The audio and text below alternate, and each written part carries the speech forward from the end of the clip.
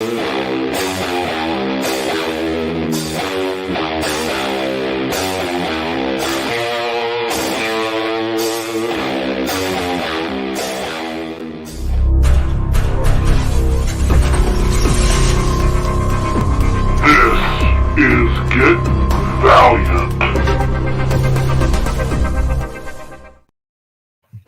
Get Valiant 196. The big 196. The big 96er. It just keeps growing. It does. It's getting big. It's it, man. So happy to be back. We've had a couple weeks off. I mean, partly because of publication, partly because of life. Yep. Life is in the way of life all the time, as we know. Yep. We all know. Yep. It happens, right? I think last week it was a little bit of me that was getting in and out. So sorry about the delay. This week we don't have Aric here. Sad, but he's the anchor that keeps us together, that keeps us down. But in a good way. He keeps us down, right? Right? That's exactly it. So what's it on the movie Elf, right? It's like, buddy, you take us down a whole octave in a good way. So, man, what's been up with you? Not much at all, I've had a busy week. School's back in session for me, at least. And I thought it would mean that things would get easier, but things have gotten a whole lot harder in my neck of the woods. It's just been an incredibly busy week at home. I started school. Didn't I see we were taking like English like 900 something? 990, yeah. Okay, I'm not smart enough to do this show with you. I'm out. Huh? I'm not smart enough to do this show with some dude who's taking English 900. I'm out. Well, I just had to go back to school. It's one of those things that my wife and I talked about for a lot of times, and we don't. I think we're done adopting. And my old co-host Archer, he's turned 3 today, and he's probably going to be the youngest forever, hopefully. Mm-hmm. So I got to start doing something, and school was an option. So I'm taking one class just to kind of get my feet wet with it and see how it goes. And I can do it online, so it's really easy. I've already done my work for the week. Nice. And I just want to see where it goes. I mean, I hope my wife. I helped be like the person that took care of the kids in the house when my wife got 2 masters. So it's my turn to just do something. Yeah, I got to get there eventually because you're gonna have empty nester. So yeah, I can't just be barefoot and pregnant all the time. At some point, I gotta just start thinking for myself. And make something of it. Who says you can't be? Who said that? That's what I want to be when I grow up. So I'm just trying to get there. Good, man. I'm happy for you. Hey, thanks. Happy for you. One thing I wanted to do today is a little unboxing. If people don't mind a little unboxing, are people cool with that? Cool unboxing? I'm excited to see what this is. So I know what it is, but I'm excited to see it. In relations to? It's relations to Valiant. Well, no, I would assume it's this show. I mean, it's got a little V right there, right? See that little V, right? Yeah. So, all right. But I mean, did they contact you and say, "Hey, we're sending you something"? Did you order something? I ordered it. I wish they would have just sent it to me. That'd been cool. But that would have been cool. Any guesses? Is it a pin? Is it a pin? No, it's not a pin. I don't know. It's kind of small packaging, and that size of envelope is what I normally get. Is that a black bag? Is it a necklace? Shadow Man necklace?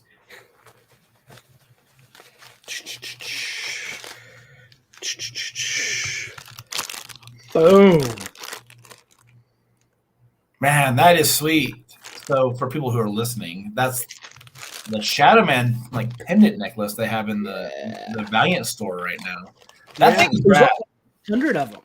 They're only making 100. So I actually like that it's an affordable but limited, right? Like it's not like this mass-produced, ridiculous, and mass-produced and affordable is good, but to a degree, limited but still affordable is perfect, right? It still makes what it is prestigious to a degree. It makes it, so, but yeah, boom.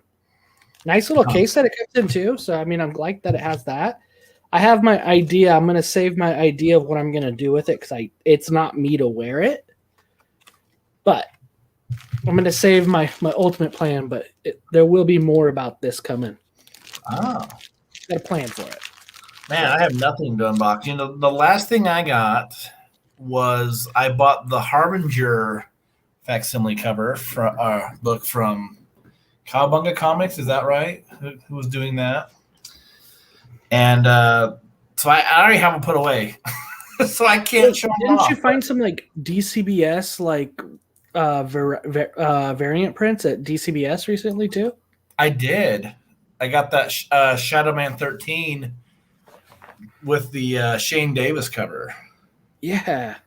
It was really weird. It was so wild because it was just like I used to, like years ago when I lived in this house, but when I lived in my old house, probably when the podcast started, you used to be able to go on DCBS and just type in Valiant in the little search bar, and you could find all the covers that they had sold of books, and it was like you could buy so many copies of like X-O Manowar 1 for like 50% off, or Quantum and Woody #1, or X-O Manowar 15 was another one. There was a whole bunch of books, and every month I used to just sit there and be like, okay, I'll buy like 5 of all these books because that's how you get the maximum discount. And then I would just trade them with people, and then they stopped doing it. But yeah, they still have some cool. In fact, if you go on there right now, like there's still some kind of hard to find books on DCBS's search engine. And I'm going to tell you right now, I got like a really rad book that for what I paid was a steal, and it's near mint. So yeah.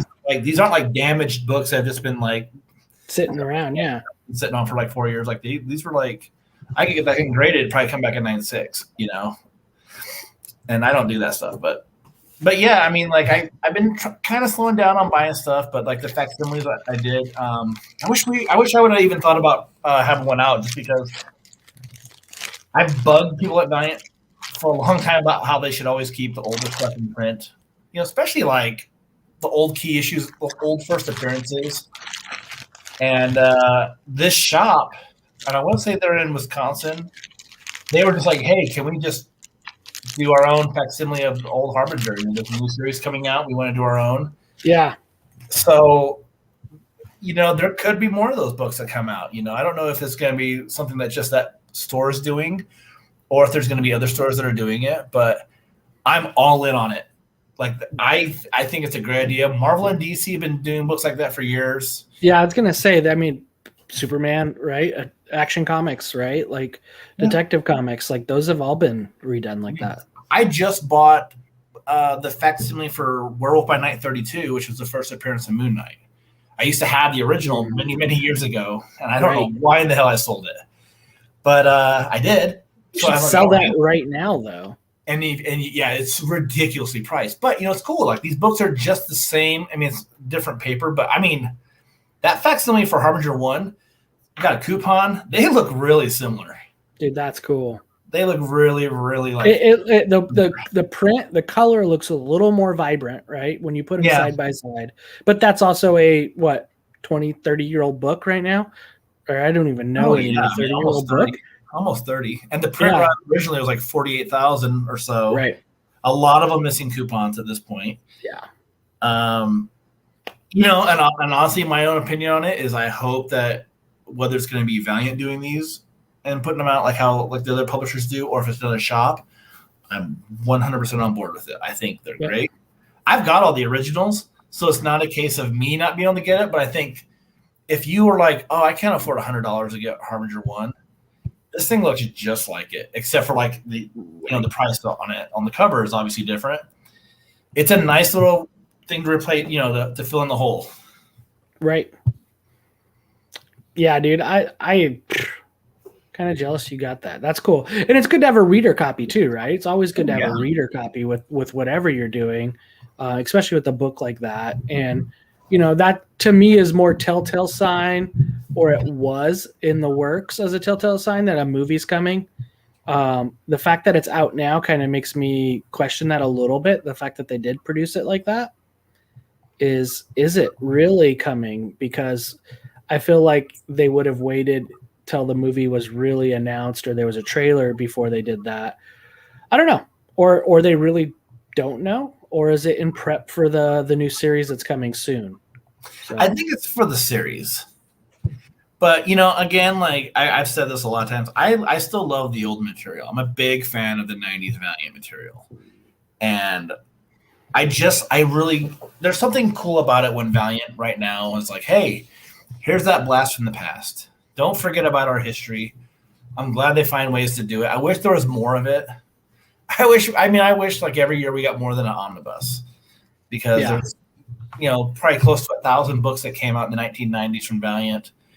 Not even including like phase 2 with Acclaim, you know, when we got like the weird versions of X-O Manowar and Magnus and, you know, those books. But like, there's a lot of material out there, and I wish we could get more than just one omnibus. I like the fact that we got this facsimile, but I'd love trades. I'd love something bigger, you know, like a year, like the first year of X-O or the first year of Shadowman or something, you know, just like in a trade paperback. And I wish that they would bring back some more Gold Key. What was that? I wish they'd bring back some more Gold Key within the old prints of that, when there was a lot of crossover with Magnus and Solar, and, you know, and how they crossed over with the existing, you know, not the existing, but, you know, the VH1 era of the books. You know, it'd be cool.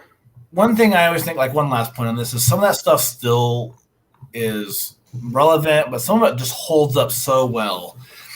I don't know if this was something that Dinesh was working on before he was removed from the company or not, but I know that he was working on trying to get like Unity reproduced. I want to say I read somewhere that maybe one of the books that they had a whole bunch of things that involved the Gold Key characters. I'm not sure if Alpha and Omega is one of them, but Solar, Alpha, and Omega is amazing. And if you read it today, it's still a very good book. It doesn't come off that dated. And Barry Windsor Smith's art is spectacular throughout it. But to me, it's Shooter at the top of his game, man. Like Solar when he was writing it is incredible. And I think it's one of those books that we forget about just because it's one of the Gold Key characters. We're probably not going to see it reprinted. We're not going to see that material reprinted ever. But those issues are good. They're fire. Yeah, I believe that. So, and anything with Barry Windsor Smith is going to be amazing. So, oh yeah, I'm in for anything with that.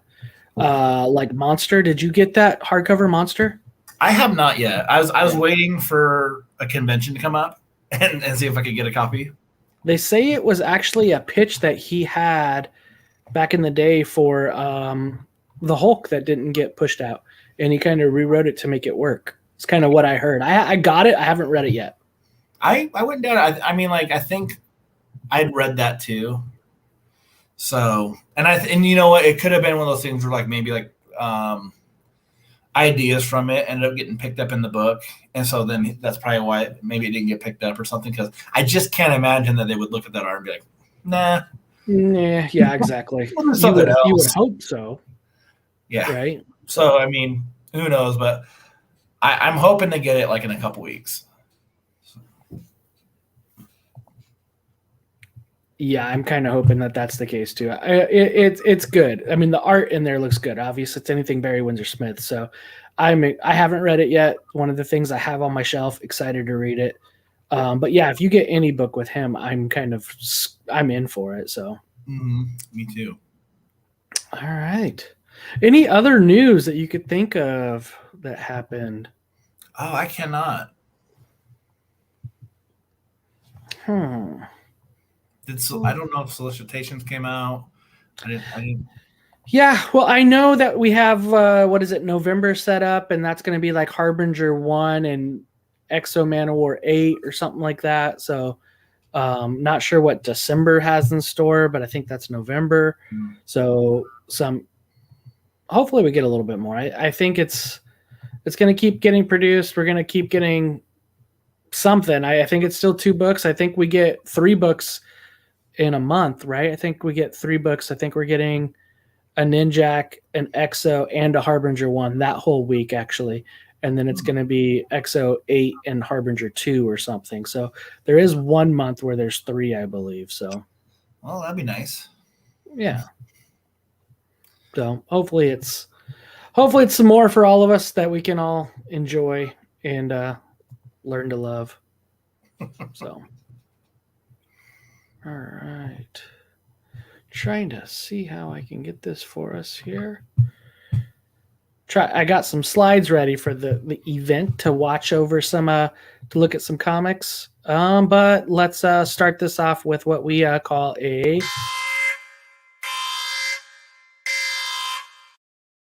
an Aric spoiler alert. So it usually goes on when Aric's talking. Wish he was here. But which one do you want to do first? You want to do a little X-O Manowar? Let's get X-O out of the way.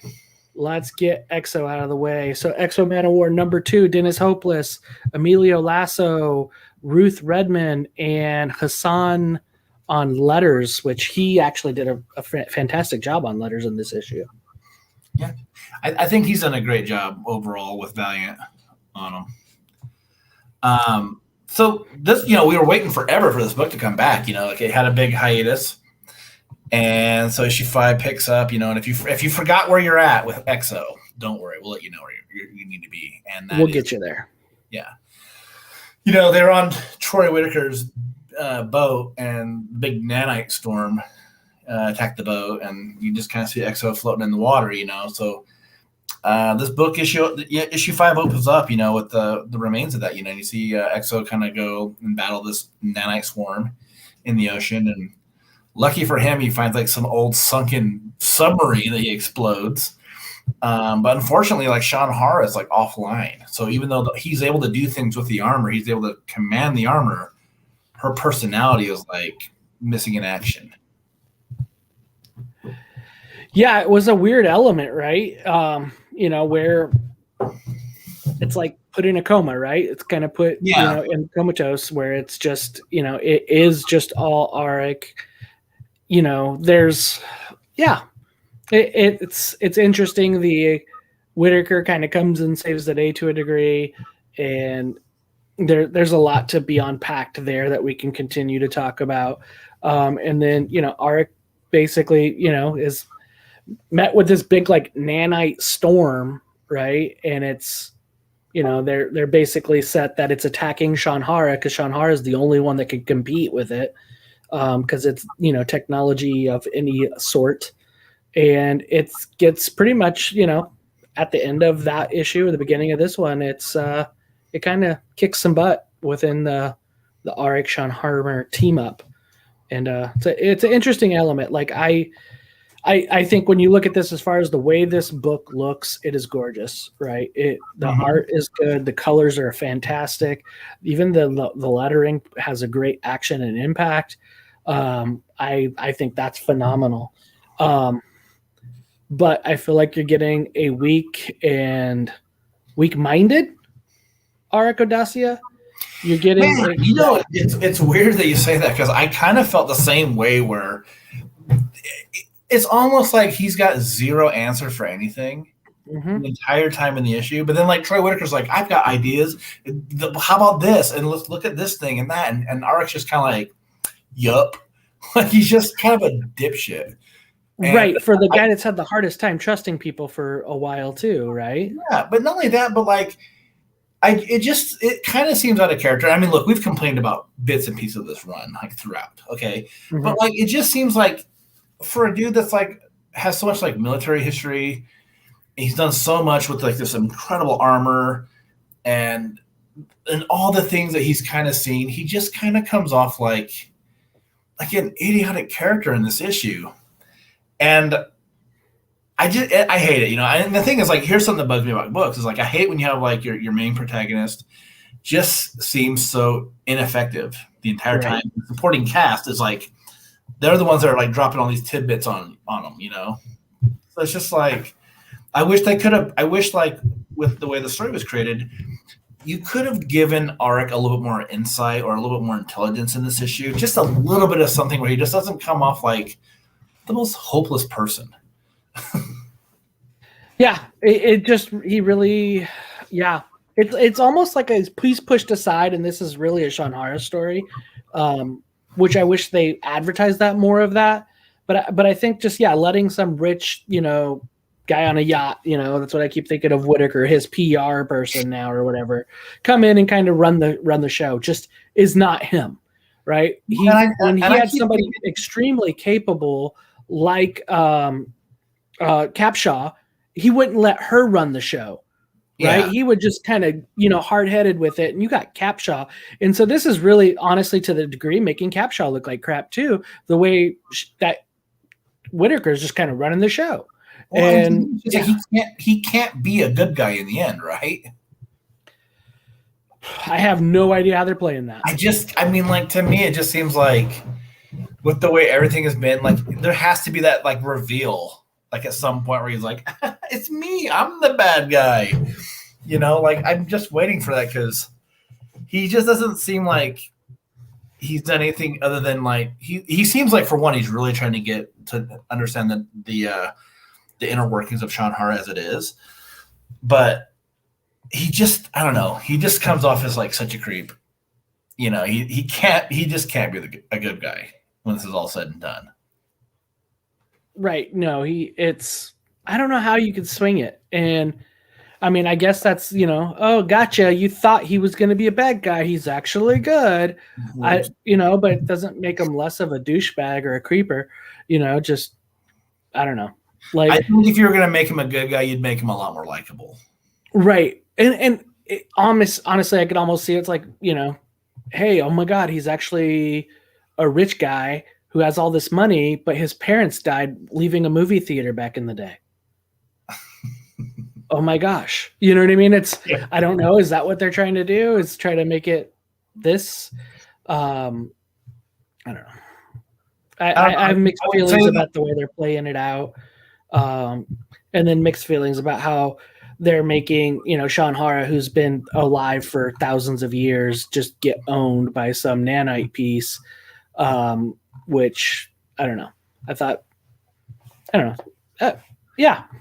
Well, art looks great. What did you think of the end of this book? So like the end of this book, we see like a visual representation of Sean Hara in humanoid form, which it could just be because of her time spent with Aric on Earth. She very live wire looking, I thought. Mm-hmm. Yeah. And attacked by what looked like Minecraft creepers. It's those blank faces, right? And what book was it that had those blank faces before like that? In Valiant, right? My gosh, was that Quantum and Woody that had that? The really blank faces? It's been so long. One person, I think, that just had that. That was in Quantum, but I mean, they were in Quantum and Woody. There was but I can't remember what his name was. Yeah. I felt like there was that. And that's kind of what that reminded me of. But again, like I feel like it's not the same Aric. It's a different Aric. It's a different Sean Hara.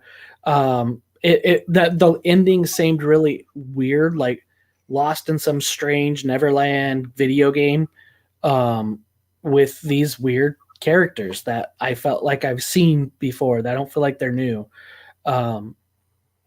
Yeah. I don't know. I thought it was a pretty weak ending to this book. I was gonna say one thing I liked about this issue was the fact that we didn't have Sean Hara's voice throughout the issue. It almost felt like regular X-O Manowar, where he's not having like a conversation with her inside the armor. She doesn't sound like a kid, and I've hated the fact that like she does kind of come off very kid-like for a creature or a being or something, something that's sentient that's been alive for about 1,000 years at the very least. It's like it's just stuck in Arrested Development, right? Yeah, it's like you haven't matured at all, even though you've been alive for that long. You died at that age and turned into this armor. You're stuck there forever, child. And then it was just like, oh, and here, she's in her own form of combat, and it's just like a kid's game, And I was just like, oh, I hate like. To me, it just feels like you gave Batman like a 6-year-old sidekick, Like, I just don't like it. It doesn't work, I don't want kid version of Sean Hara, is I guess what I'm saying. If you can get, it just doesn't really. I mean, like that's the thing that's really driven me a bit crazy about this entire run. It's just like what Sean Hara's voice is. It just seems like she would be something a little more stoic, I guess, in nature. Yeah. Oh, and that's what it was. The characters I'm thinking about were in Gen Zero, and I believe it was Volume 1 of Gen Zero or something. Yes, that's what it was. Yeah, I'm the villains, the cornermen. There we go. Yeah, if you look up the cornermen, that's exactly. They look like little egghead creatures. I could share my screen maybe here, but yeah, that's exactly what they remind. To me, that's what they reminded me of. Was the cornermen? Oh man, I had some computer work. It's not going to show for me, but just trust me. There's the quartermen, the blank faces that were on that one. So take a look at that and see if you agree with me. So yeah, like you had said earlier, it's a good looking issue. Emilio Laiso, his art has been like the highlight of the book for me. Everything else but the writing, and I don't want to knock Dennis Hopeless for it. I think there's been some good with it, but ultimately I feel like I don't understand like what's up with any of this like supporting cast. They seem like the family from Brooklyn doesn't seem like they have any purpose. And now they're on billionaire Troy Whitaker's boat because he's such a good dude. Mm-hmm. He's still a gigantic knob. And Aric is just like regressed, like his intelligence has regressed heavily, and he doesn't know anything. And then Sean Hara is a kid. Like, if it wasn't for the art and the colors, and I mean, even the lettering, like this book would just be kind of trash, man. It would. Yeah. Yeah, it looks great. Yeah, the beginning fight, like with him in the swarm, wherever that nanite thing is, was cool. After that, it's just like downhill. Yep. So it looks cool, but ultimately, it's still. I don't know. I don't know if it was because of how it started. If it started off so childlike and light. What do you call it? Tongue in cheek.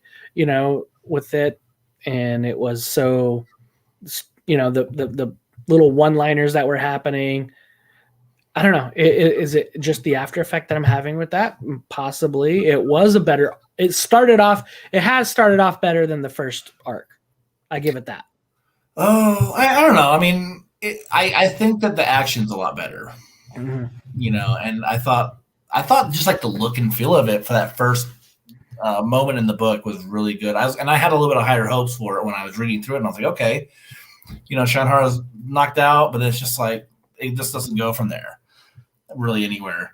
So my score on this is a bit low. It's a 3. I like the art. Colors are great. Colors just work really well with Emilio's pencils. The first part of the story was what I actually want from an X-O Manowar story. Good action, arc overcoming. But then from there, I just felt like the issue just really fell off. Yep. I can see that. If it had art that I didn't like, the score really would have probably been a lot lower. Yeah, I mean, I think I might be right there with you and just say that I would probably give it a 3 as well. But the art was pretty darn impressive. I don't feel like it's the same character, the same book, and that's all I got to say about that. So, yeah. All right. So moving on to Ninjak number 2. Hoosier, are you still there?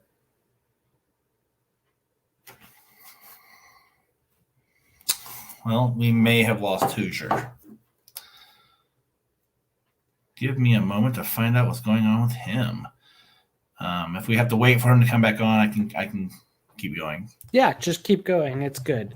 Having technical difficulties. The world is not my oyster right now. Yeah. Okay.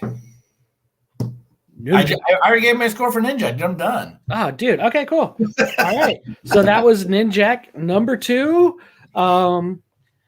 Yeah, I think to a little summarize, right? Like I actually liked where the story went in Ninjak #1. I liked the uncovering of who all the ninja programs are, but it kind of like in one issue, like two away, kind of dumps out everything from issue of Ninja K and building up all these people, and now all these the ninja program, they've assassinated all the people that were exposed from MI6 dump.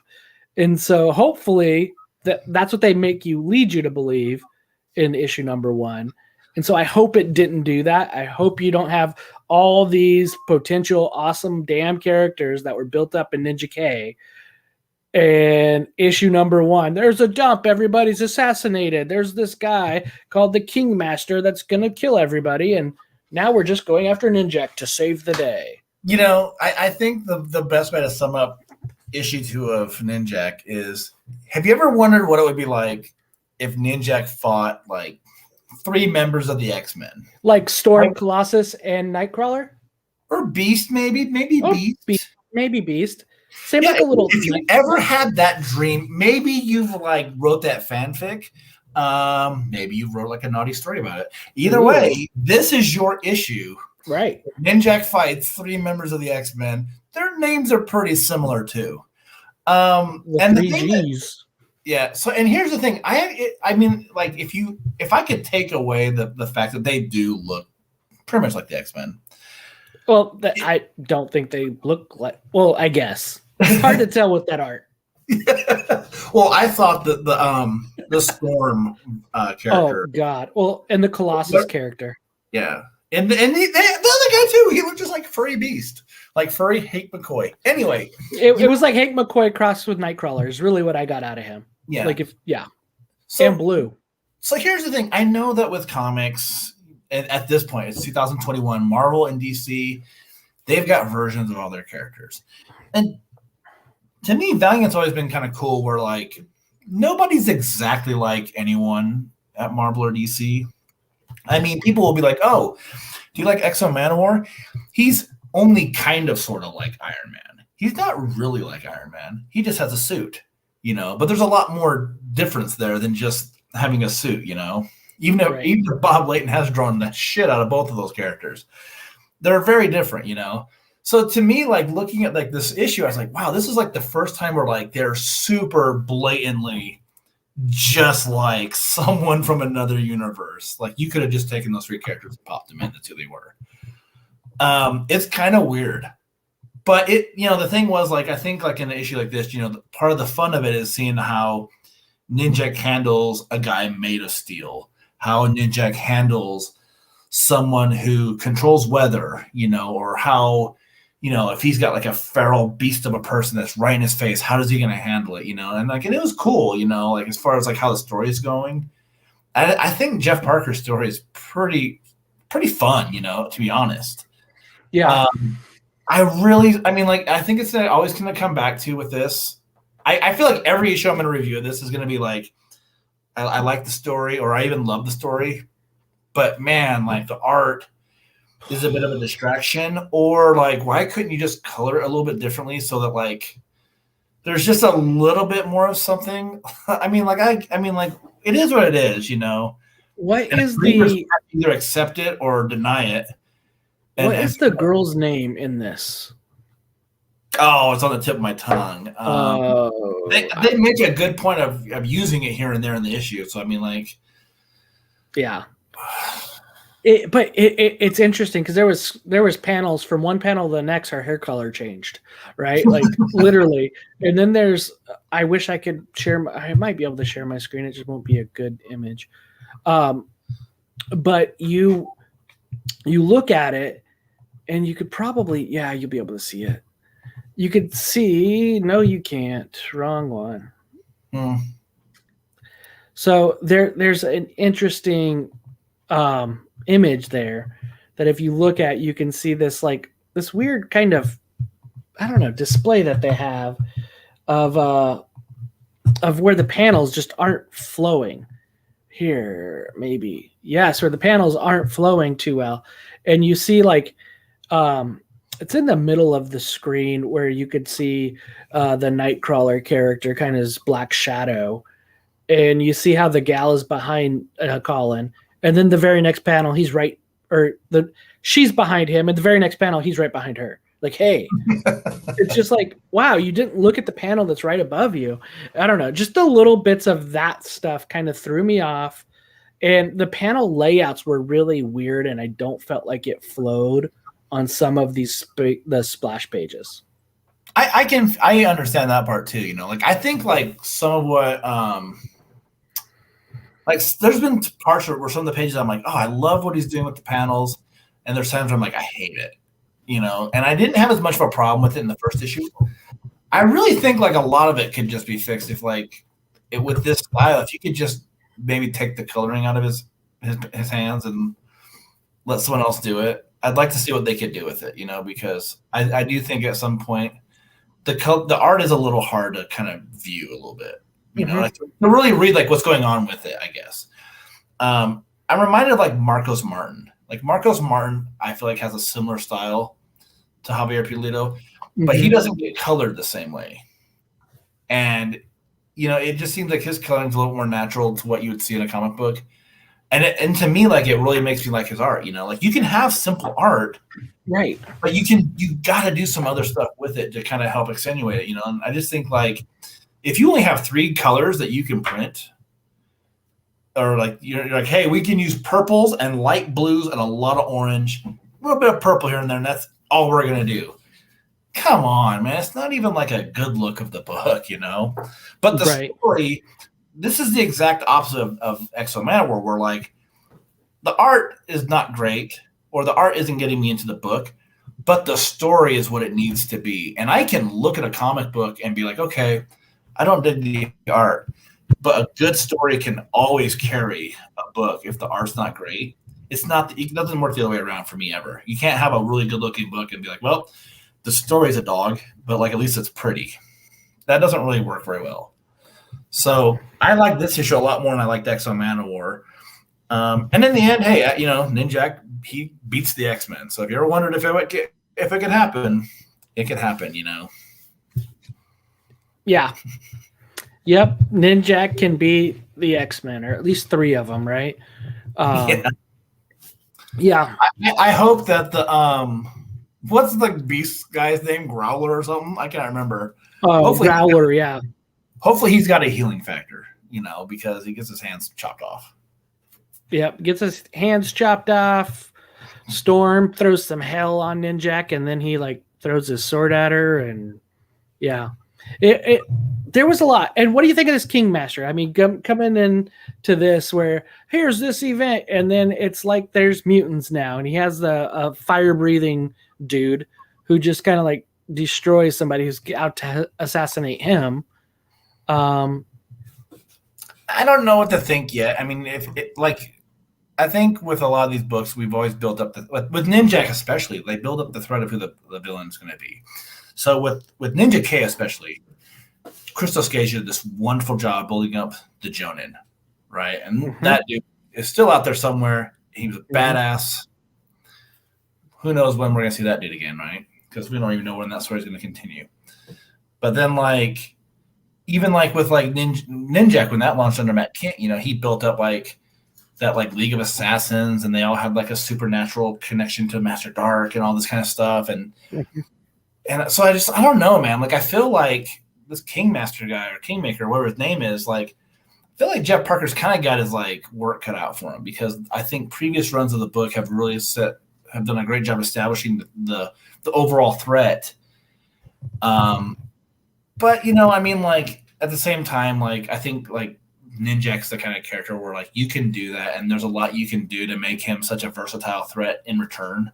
Because like, you know, like kind of like how Batman is, like he's got his gadgets or he's got his fighting ability, but he still has his mind, you know. And I think that we've shown that Ninjak is such a smart and capable character, no matter what the threat is. It doesn't just come down to a sword or, you know, things like that. And plus, like, I think we should face it, like, Ninjak will fight super dirty. So I think, like, to me, like, part of the fun is just kind of seeing, like, how he tackles it. I think, like, I'm really excited for like what Jeff Parker could do with this book. I just don't know about the visuals on it, really. Yeah. Yeah, there's a number of the visuals. What'd you think about the, also the villain's nut hugger Speedos, his leopard print? I think you could already dislike the guy. You don't have to make him like that to make us, understand he's a villain. Well, I mean, the art doesn't really help, Yeah. If you could have given me Diego Bernard, who I thought was like a really capable Emilio Laiso. Yeah. A lot of different people I think could have maybe their style would make it pull off. It just I really don't want to bag on it. I don't mind Javier Pulido's art. I think like if you're gonna have this art style in this book, you can't give us 3 different colors and expect us to be like impressed. He does do some really good panels. He does have some really creative layouts. But I don't know what it is because like you said, he reminds you of someone else, but to me he reminds me a little bit of Wes Craig, right? But I feel like when I'm reading Deadly Class, like it's the layouts, the easy to read, but it still has a lot of the similar characteristics as far as like muted backgrounds, like we're seeing here that are pretty plain. Not as much depth that you would see with somebody like a Miko, obviously, or detailed like a Juan Jose Reap. It's a little different, but I pay attention to a little bit of the line work, and I'm like, well, he like the lines are good. There's not a lot to them, but like they're not like they don't look like they're bad. I mean, like everybody looks like they should. Right. But I just think I'm going to come back to it, and maybe this is going to be the last time I say it, but like, man, just get someone else to color this thing, And you're in issue 2, and you have not seen Ninjak in it. I think at the very end when he's skydiving, when he's coming out of the plane, finally in the suit, the very last page of issue number 2, we finally get to see Ninjak in the suit. I'm not as bugged by that, just because this is like the volume 3 of Ninjak from Valiant. So, it's not like we're building up to it. Like we haven't seen this guy yet. Yeah. He's a middle school character. Like this was something that kind of bugged me about X-O Manowar when it launched. Like when the first issue came out, it was kind of decompressed. You never saw him in the suit. And then at the very end, I think of the second issue, like is that when he finally got in the suit? And I was like, man, fucking time, man. Yeah, and it's not like a reveal, right? And it's not like he's been out of the suit for a long time, or it's he's stepped away from it and it's slowly coming back. I think that's an interesting point too, and I agree with it. I think sometimes it's good to just show them like they are who they are and that they're proud of it and go for it. And yeah. Now, so as far as my score goes on this one, I'm a lot more positive on this one. Like I said, I mean, I think the story's really exciting. It's fun. I like what Jeff Parker's doing, and even if we are getting characters that kind of do just seem like a bit of a rip from a different universe, it was cool to see how like Ninjak would fare, and I'm really interested in where this one's going. I feel like if you look at a lot of the characters that Valiant's done since 2012, I think you can make a really good argument that they've done Ninjak just about as good as any of them, even with like whatever anyone's opinion is going to be on the art. I think the stories have been top notch. They haven't dropped the ball yet. So my scoring on this is a bit higher. I'm actually at a 4 out of 5. The story's great. The art is not spectacular. And I'm just going to leave it at that. I don't want to complain. I hate complaining. I don't get into doing like reviews or podcasts just to bitch and moan about things. No, I completely agree with you. And actually, it's kind of weird that we're both I'm on the same point with you as score even. And I think that has a lot to say. Is a good story can carry some of the art, but the art can't always carry a good story. Because great work, it's great to look at, it's beautiful. But this one's the opposite. It's interesting. It's an intriguing story. Like I say, I'm hoping, like what I said earlier, I'm hoping that not all of the Ninja program people have been assassinated, because that would just really suck. I understand wanting to get Ninjak back into MI6 and that piece, but please don't have all of them killed off. That would piss me the hell off. Too much story was there. Too much was left to just have it done in one issue. I would be flippant. Yeah, I totally agree with you on that. I mean, it's comic books. You never know what could happen, you never know how many of these guys have like an ability where like maybe they can slow down their heart, and fake death or something like that, or whatever it may be. But I do agree. And and plus, like, I don't think I've ever been like shy about expressing this opinion, but like Ninja K is arguably like one of the greatest things Valiant's done. I mean, I really think that story-wise, it's just near perfection. And I don't know how much of it's just like Christos Gage just going wild, getting to do whatever he wanted to do with the book. But I just really feel like he has done the most heavy lifting on like the world building of Ninjak. Mm-hmm. Especially giving like a good look at like what goes on behind the scenes. Kind of making like MI6 not to be like as good at dudes as you would have thought. Given like all the stuff that they get a Ninjak involved in. But to see if they're just going to start throwing that stuff to the wayside, it's going to be a huge disappointment because that story was an incredible story, and those characters we never got to do enough with like a lot of those guys in the background, a lot of those extra ninjas. Yeah, they just popped up for a minute and that was it. So I mean, I really hope there's more to them. But I mean, the problem with a lot of this stuff is going to end up being that we're never going to get enough of this. All the like loose ends and all the like questions that we have are never going to be answered when 2 books are published a month. Right. Because we're all going to also be like, well, hey, we also want Eternal Warrior. We also want Archer and Armstrong. Hey, we want Divinity back. We want Harbinger. We want Faith, Shadow Man, whatever it may be. There's all these things. And then it's just like, but hey, there's also like a ton of like loose threads in this universe now. Yeah. That I feel like are never going to get answered. And it's kind of a disappointment, and I know there's a ton of stuff that's out of Valiant's hands with publishing right now. Comics is still feeling a huge effect of the pandemic. Yeah. As a fan, it's just hard, because you're just, maybe it's just that, like, it's not even being a fan, but like being something maybe worse, where I like this stuff so much. And I'm like, fucking come on, man. We can't just drop the ball on like, things like that, Yep. I think like this fan base just has too many people in it who are just like so dedicated to it, who just love it so much, who want that escape from Marvel and DC, but want a shared universe with a bunch of characters and a bunch of rad stuff that it sticks out more, Right. When you're just like, we don't get the answer. But then, yeah. What do you think about this crotch view in the top left corner here? What about that crotch view? Just boom. First thing you see is crotch of the villain. Yep, that's a great shot. Right? And I look at this one that I'm moving here on the left here. This panel's a little difficult to follow, right? All of a sudden he's down here with this because, right, if you're reading the comic book, this is the next panel, but then it's there, and then I don't know. It's just weird to follow these panel layouts. Yeah, I thought there was some. The art is what it is, but I thought like there was a lot of intelligent stuff kind of put in the writing, especially when it came to like the weather creating character. Like Ninjak was timing her attacks. He realized that she could only do so much in like a certain amount of time. Right. I think stuff like that's really cool when it comes to Ninjak because he is a character who's very smart. He comes off very smart.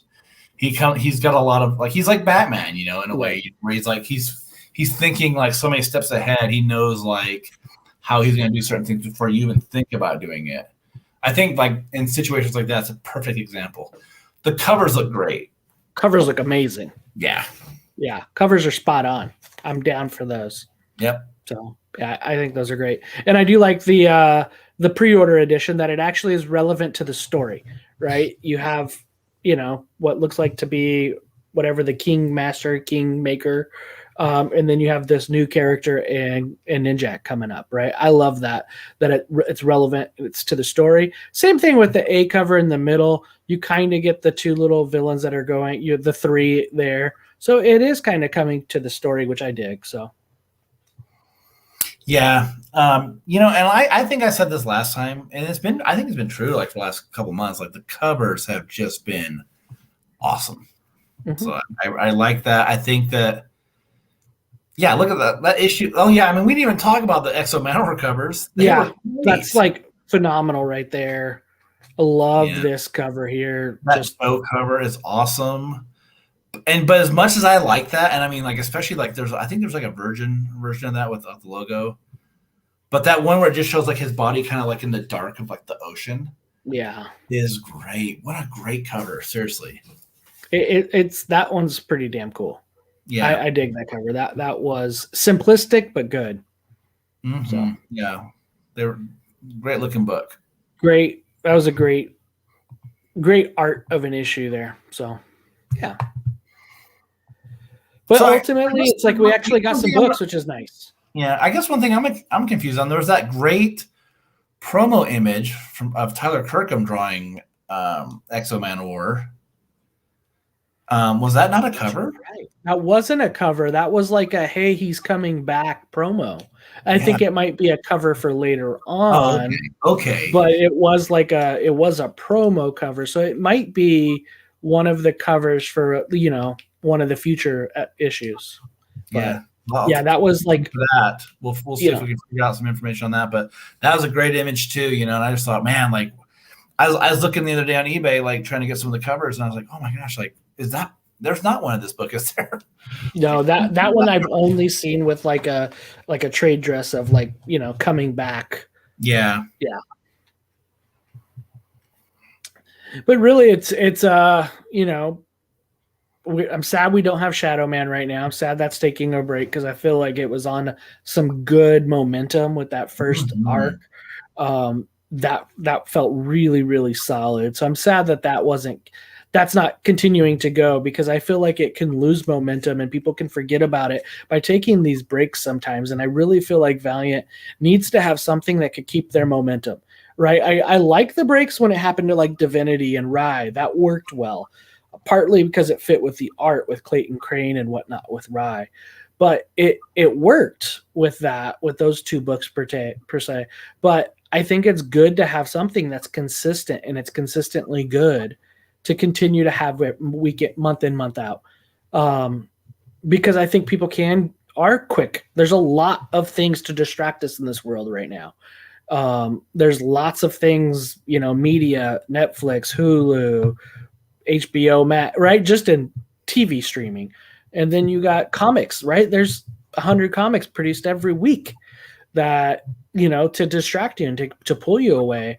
It's a competitive market. And if you're not in the face, you get forgotten. And that's kind of, I don't want that to happen with some of these books.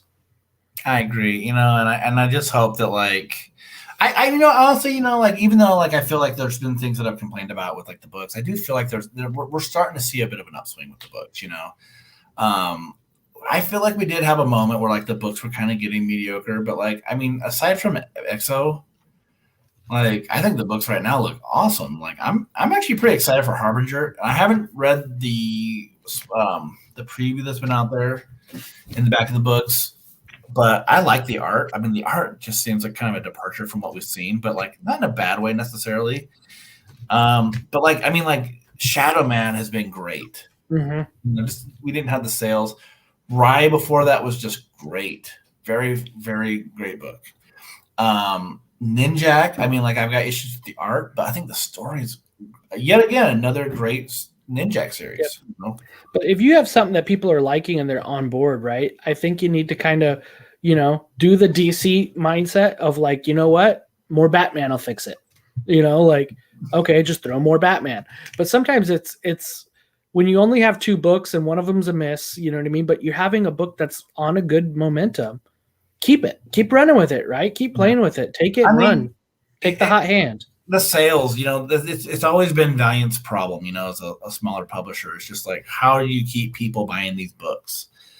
And, like we had a period where there was no variants. We've had points where like every number 1 would have like 20 different variants and A, B, C, D cover, 10, 20, 50, ratio variant, 100.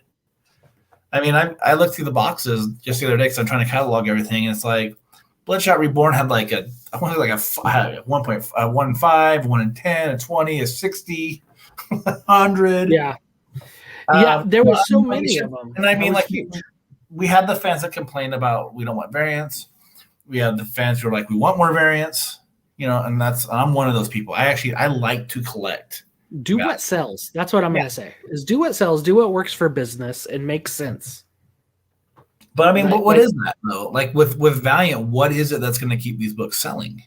Because I feel like at this point, if you're a Valiant fan who's mad that Dinesh is gone, there's no end game where Dinesh is going to come back. You know, I hate to tell you, ship sailed. Most of them are, you know, should already be gone.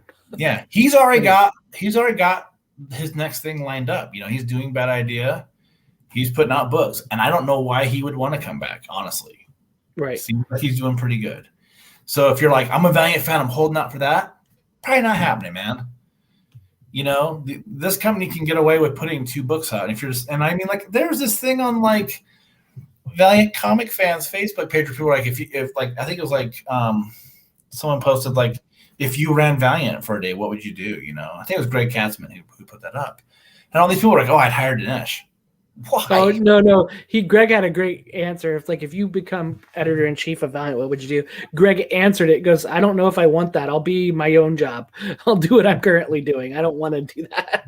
And I was like, that's a good answer. But yeah, he's gone, dude. Like, Dinesh is gone, man. He's got his own thing going on now. And, you know, he seems like he's loving what he's doing, man. You know, the ex-girlfriend has already moved on, right? The ex-girlfriend got a new man. They're engaged, and they bought a house together. Get over it. Yeah, that's kind of. You don't have to buy every single Valiant book. No, you know. And I think a lot of times when we, as fans, get wrapped up in things, and I'm taking myself as an example here. You know, like I buy everything Valiant, okay, but I also buy things if I don't like them, and I don't know if that's great of me, because God, it doesn't matter. If you can put out dog shit, I'm going to buy it. Apparently, you know. No matter how good a book is or how bad a book is, I'm just like, oh, I'm buying everything Valiant. But I do still mostly like everything that Valiant puts out, you know?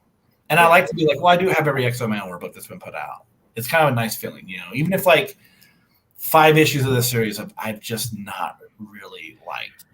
Yeah, right behind my head here. If you're waiting, if you're like, hey, I don't want to buy books because I think like something else will happen. I think Dutch is going to come back and save the day. It's going to happen, man. But you know what, though? You're missing out on, like, Shadow Man, because Shadow Man was a really good book. Yep. If you're looking at Ninjak and be like, well, I don't know if I can get past the art, at least try an issue. Like, the writing has been great. You know, I'm sure it's I don't have any glimpses of the script. I'm sure it's, you know, good stuff.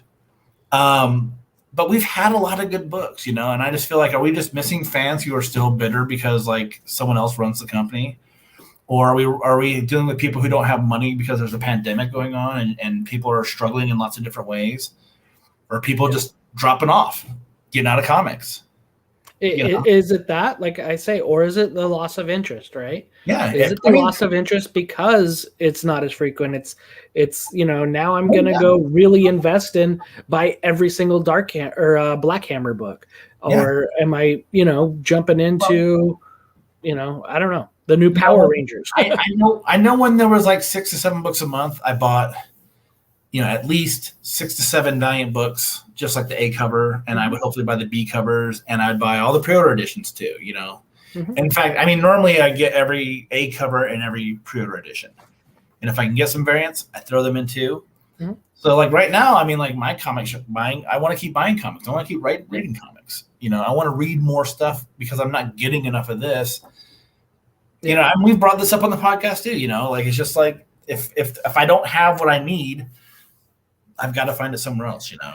So let's say this as far as Valiant sells, right? And this would be an interesting thing. I think we had Matthew Klein on. We somewhat hinted around it.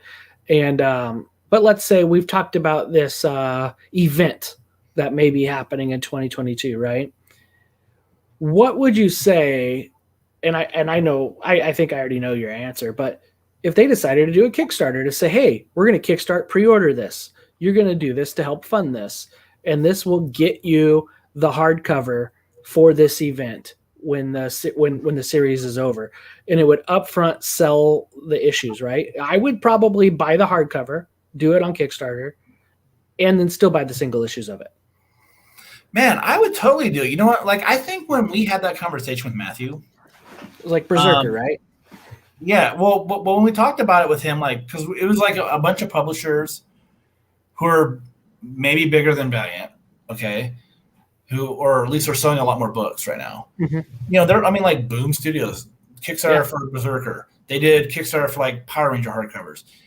Image comic traders, like the guys that started that company, like Mark Silvestri, they do Kickstarters for The Darkness. Tim Seeley just did Hack Slash for Volume 1, Hack Slash for Volume 2. So, and here's my thing. Like, am I supposed to pretend that, like, Valiant can't do that? Like, why can't they do it? I mean, like, I get it, you know what I mean? Is it exposing the numbers and that's the issue? And that would be my only thought, is exposing the numbers of, oh, they only did $10,000 in that one, right? Or is it fear of it only doing 5,000 or something, and it looks small when it? But I think what would happen is, like, they'd probably do, like, they'd easily, like, meet their thing. Because I mean, if they're gonna do hardcovers, that's a niche market, okay? And so only so many people do hardcovers. But I just feel like if they did that, or if they say they were like, hey, we're going to do like an omnibus of something, and we're doing it, through Kickstarter, why am I going to complain? Like, it's better. I would rather get the item because I'm going to get it and I'm buying it, and I'm going to get a lot of cool bells and whistles along with it, than to just be like, well, you know what, Valiant shouldn't do that. That's not cool. They're a publisher. They're like not even like 1% of the marketplace. Yep. And you know what? That's kind of where they've been, but like, I just think, like, I know that when the moment they would do something like that, this is all hypothetical, but if they did that, well, yeah, why would they need that? But why would just Boom because they're not even selling 1% of the market right now? Like you just Boom Studios is like a small subsidiary of like Disney. Disney owns a stake in those guys. Yeah. So why does Boom Studios need to do it? Why does an Image founder need to go and do his books through Kickstarter? I think because it's taking you directly to sometimes a different comic base, a different sales base, is why Kickstarter can be impactful like that. And it's offering an exclusive thing. Not everybody wants hardcovers, but some people love the exclusive stuff. They love the rewards that happen. And it basically, it pre-sells and pays for the artist and the writer before the book even came out, right? Yeah. Instead of having to upfront it, right? It pays for that because books are being canceled. Books are being canceled because of the sales. But if you were able to have it upfront, that it's already paid for, it's already coming, that's a big point. I mean, for me, like, I honestly think like Marvel or DC, I would never want to see Marvel or DC do anything on Kickstarter. And to me, that would be the case of like a publisher taking the money out of the mouths and the hands of like a lot of creators. Yeah. But after that, I mean, everything is like tiny publishers or creator owned stuff. And I mean, really, like everything floats down here. We all float down here. It's creepy. But, Archer's birthday balloons are all over the place. But like, I mean, like, honestly, like, I just wouldn't feel bad because and here's the thing with doing a Kickstarter. They wouldn't do a Kickstarter for just any regular item, I think, too. Right. Like, it would just be like, hey, you know what? Here's just like a bunch of covers and that's it. Like a lot of times, like if you do Kickstarters, I support a lot of them. I love to support Kickstarters. Yeah. It's like, hey, here's a bunch of variants that you'll never see. Right. Well, it's doing that, and then maybe like doing the lead up, having selling the trades of Shadow Man that are coming up, selling the other trades of books that are coming up. If it's a Dead Side, or any of those, if it's that type of event, sell that event, sell the crap out of that event. As far as having a package to give you a digital Shadow Man package, sell the trades right there to get people prepped for this series. Have a couple different packages to get those that are brand new to Shadow Man to get clued in. To have those that are brand new to Punk Mambo, right? Like, use it as a platform to sell multiple to prep an event. And then have the event closer. Like when you do this, you're actually going to be paying for, this series, this variant, this whatever, this variant hardcover, right? Yeah, different dust jackets or different material. I mean, the thing is, I just think like if a company does it, you're not going to get the same kind of item you would get in the shop a lot of times. No. So honestly, like if Valiant want to do it, if Dark Horse wants to do it, I'm not going to complain. If image creators want to take their book, a lot of people will have a book that they put out on there, and then like, hey, we have a Kickstarter.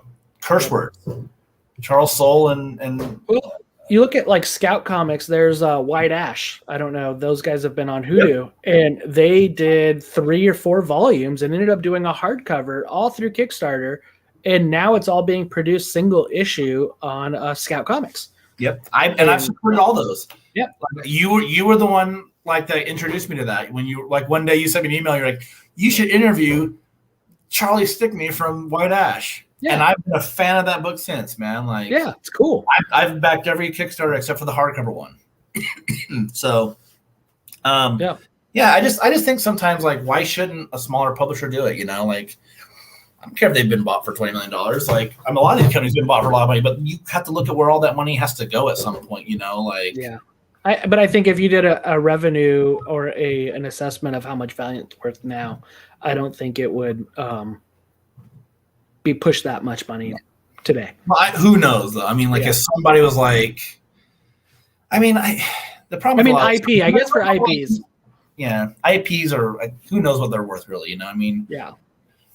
But I don't know, way above my pay grade. Yep. But you know what though? I mean, like honestly, like I back a lot of stuff on Kickstarter. It's a fun platform. Yeah. And I would say like most everything you do on there, like if someone does it, whether it's a publisher or a creator or whatever, you always more than like you get so much of your money's worth. Here's another thing that'd be interesting if they did. I know we've asked for it a couple times, right? But God, why am I brain farting on throwing together, small stories, right? Putting it all together and have this, 10-page stories of a bunch of different ones that haven't made it. An anthology, yeah. Having a Kickstarter anthology collection, test the waters on it. Yeah. I don't know. I mean, the thing is like, I'm going to approach that with an open mind. But when we talked to Matthew, I think I had a little more of that attitude of like, well, why should publishers be doing that? But honestly, like, I think nowadays, like, why shouldn't they? There's no sales guarantees with anything, and if it's what you have to do to still be a publisher, or if that's the best way to do it, fine. You're not stuck with a bunch of extra copies. Yep. You're not printing off a bunch of stuff and then being like, oh shit, the sales numbers were wrong. Everybody wants all these sellers want their money back. I don't know. It's just not that big a deal. Yeah. I think, if it's something I know I'm pre-ordering for a book and I want certain creators and that's going to help fund get that creator, I feel like, okay, I'm fine with it. Here you go. I'll upfront pay for it to just show that it's worth to get that.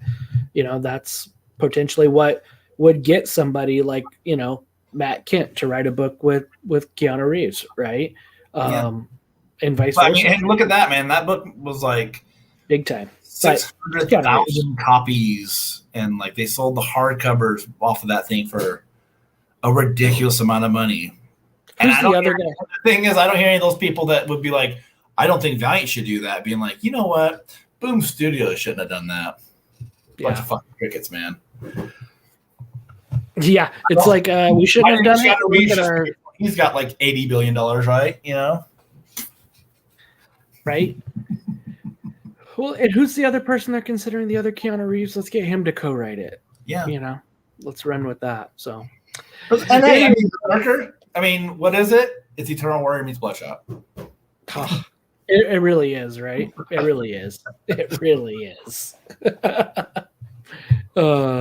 it. All right, man. It's been fun. It's been real, and we had a couple books, and we're gonna have a couple books soon. But I think the next time we might be getting together might be in person. That'll be pretty damn cool. Rose City Comic Con coming up soon.